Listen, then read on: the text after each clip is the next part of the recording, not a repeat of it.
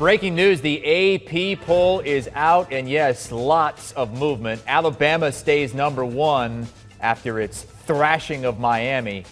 But there's a new number two, and it's the Georgia Bulldogs, who stifled the Clemson Tigers. A 10-3 victory in that top five showdown. So Georgia is up to 2. They also received 4 first-place votes. Ohio State is up to 3. Oklahoma sliding down a couple because of their really tight game against Tulane, a 40-35 win. Texas A&M is in that 5th position. Clemson dropping out of the top 5 after that 10-3 loss to Georgia.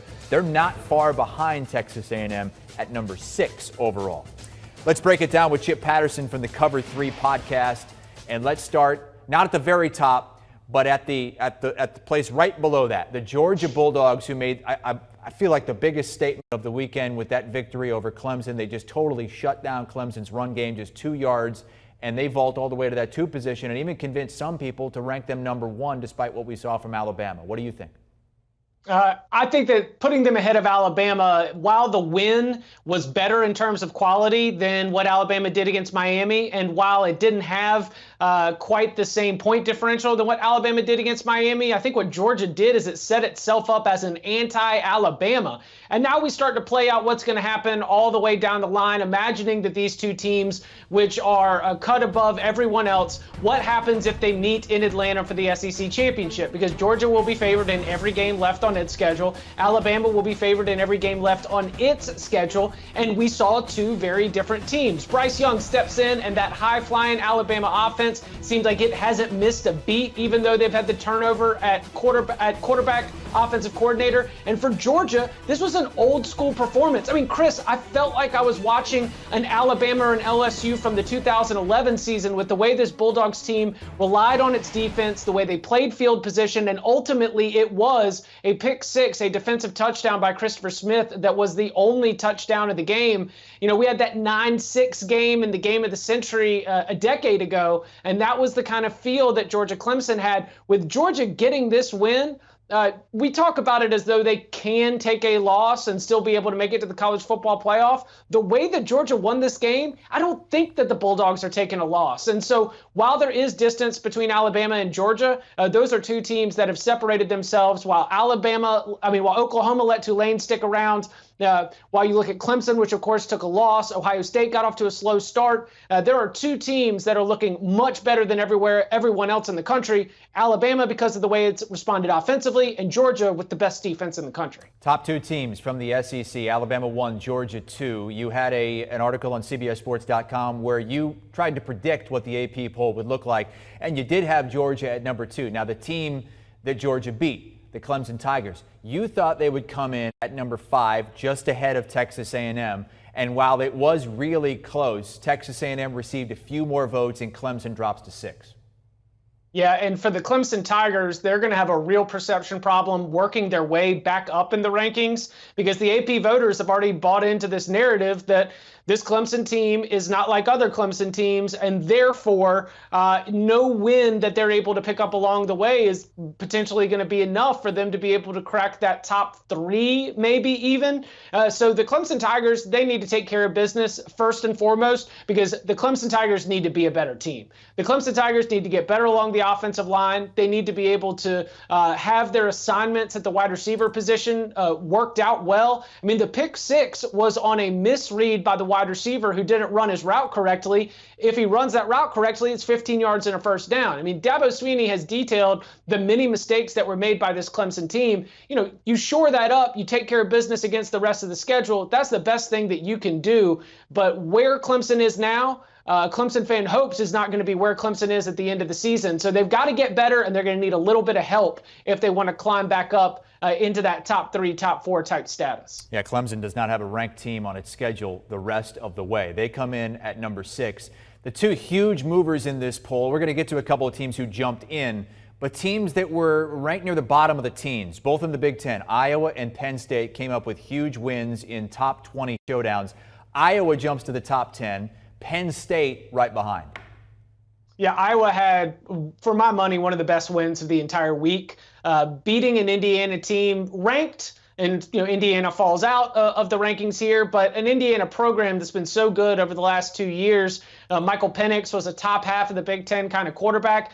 And Iowa just left no doubt. I mean, at halftime of this game, Chris, as you well know, Iowa had this thing won. And while there might be some nitpicks that you can have about the Hawkeyes in terms of ways that they can close the gap with Ohio State, there's absolutely no doubt in my mind that Iowa is in the conversation for the second best team in the Big Ten. Again, they need to improve offensively in terms of explosiveness if they're going to be able to close the gap with Ohio State. But man, the Hawkeyes looked absolutely fantastic.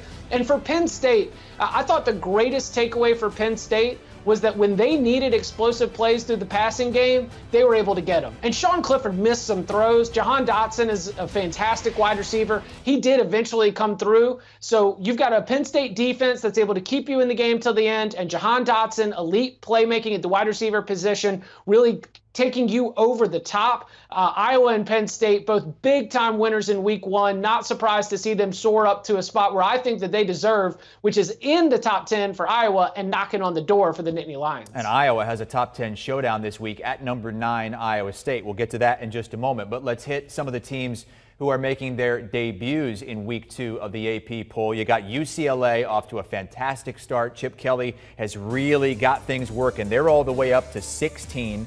Virginia Tech, which beat North Carolina, up to 19. And Ole Miss, that win last night against Louisville, even without Lane Kiffin, they're into the top 20, Chip. Well, first of all, I think UCLA has the best staying power of this group of the new arrivals because UCLA is one of the best teams in the Pac-12.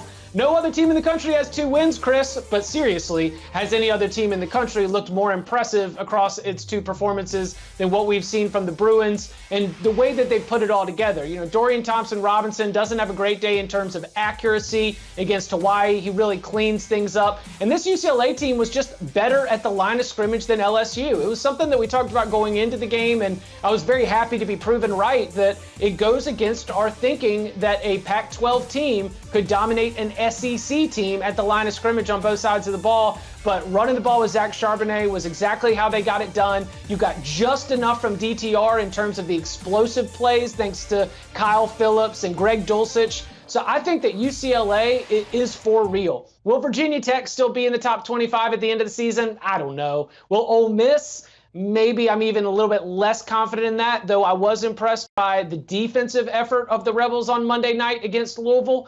I just think that of those teams that jumped into the top 25, UCLA is the one that I flagged as being one that's like, this could be a top 20 team for the rest of the year and maybe even knocking on the door of the top 10 by the end of the season. It's just very, very competitive in that Pac-12 South. Arizona State, Utah, USC, UCLA, 2/3 of the division is in the top 25, while the Pac-12 North is a little bit struggling. 8 top 25 teams lost in week 1, so we did have a handful of teams drop out, like Washington, like Indiana, but also LSU falls all the way out from number 16. Very surprised about LSU falling out. I just think that the voters are probably overreacting to this loss and going with some of the momentum and the frustrations that you can feel from the fan base. The fans are, as you might expect, not in a very good headspace after that loss. They were really expecting that a road trip to Los Angeles was going to lead into a win in a season that was supposed to prove that 2020 was an anomaly. So instead, when you get a little bit more of the same from what you saw a year ago and less like what you saw in 2019, there's a lot of very, very vocal LSU fans that are making you seem like the sky is falling, and I just don't think that's the case. I think LSU has a better chance of getting back into the top 25 than Ole Miss does of staying in. The Indiana situation is interesting just because they're not, unlike LSU, they're not a team that we're used to seeing in the top 25. So I suppose that the way that Iowa just totally dominated the Hoosiers certainly contributed to them getting bounced all the way out.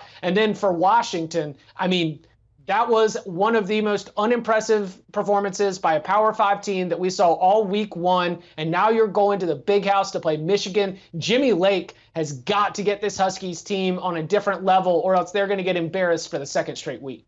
Want a sports network that delivers everything that matters about the game? The highlights, the picks, the instant analysis. No yelling, no fake debates, no politics. Hit the subscribe button and never miss a moment.